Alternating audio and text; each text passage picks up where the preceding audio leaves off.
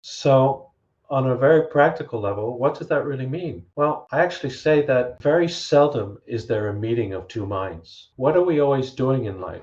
Well, when we're conditioned, then we're conditioned, which means I'm always perceiving reality through my colored lens. And I can be prejudiced. I have my own ideas. And what am I doing with these ideas? I'm actually continuously superimposing reality on my ideas and my thoughts and my reality. So, another question I'd like to pose is there a way that I can perceive from a point of the absolute? How do I know that what I'm observing or what I am perceiving is something from the absolute and not something that I'm creating out of my own imagination and the way that I've been conditioned? And how do I know that when you are saying something to me that I'm perceiving it in the way that you are meaning it, and or that you're saying something to me in the way that you mean it? How do I know? And the answer is actually very simple. One, yes, there is a way to witness from the absolute. And I use the word witness because we have to become the witness. We have to become the observer. And the way to do that is to stop superimposing our ideas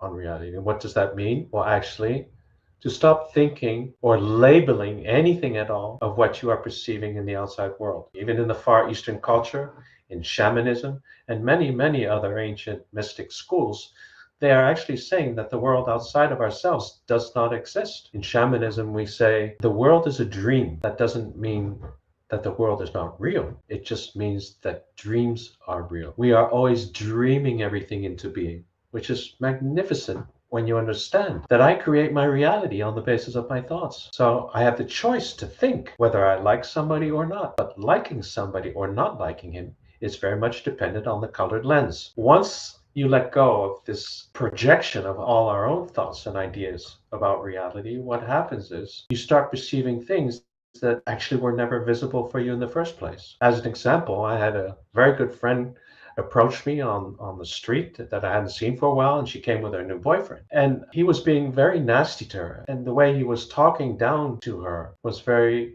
degrading. And I immediately realized that it was a preconceived idea of mine.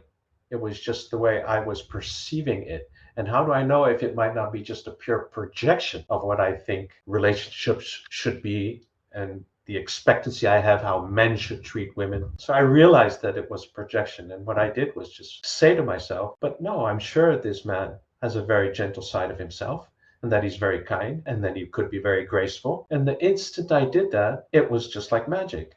Instantly, this man completely shifted the reality of what I was perceiving in that very instant. And I saw a very, very kind man and very loving. And